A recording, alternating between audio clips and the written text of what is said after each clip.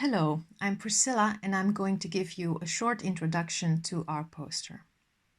These past few years, we find that creative and participatory forms of dissemination have become an important part of scientific knowledge translation to bridge the gap between science and citizens. There is a higher involvement of citizens in science, and our understanding of knowledge translation is changing. Public engagement with science dissemination has grown exponentially with the rise of the internet and the rise of modern technologies. It has led to a new era of science outreach and new and creative forms of telling science stories.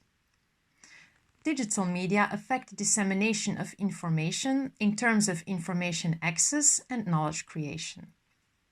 Even though older practices of science dissemination remain very valuable in contemporary times, digital media have transformed the remaining media as well as the way humans perceive, engage with, and experience these scientific knowledge and dissemination practices. Also, the changes and challenges brought by new digital media and technologies, along with the growing importance of big data, the scientific realm itself has changed fundamentally and has made public science dissemination a fundamental part of the scientific enterprise in the 21st century. The popularization or openness of science brought by the digital revolution means on the one hand empowerment and a stronger capacity to use scientific knowledge for citizens, but at the same time harbors the risk of quality loss and scientific misinformation in science dissemination and outreach. To date, science dissemination is still mainly unfolding as a one-way flow towards the public, leaving uncharted territories for more interactive, creative, and accessible forms of science dissemination. Indeed, even if research findings succeed in meeting the highest scientific standards in terms of output, they still need to be translated in an appropriate way in order to effectively reach the broader public.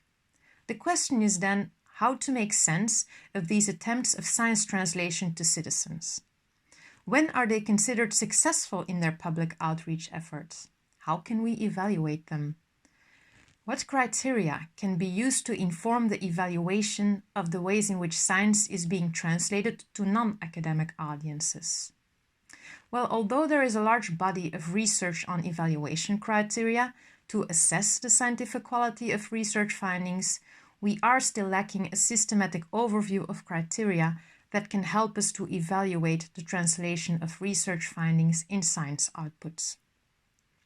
To address this gap in literature, this poster outlines the procedure or protocol for a systematic review of the available literature on evaluation criteria for science dissemination practices by providing details on how we can identify, select, critically appraise, and synthesize existing research evidence.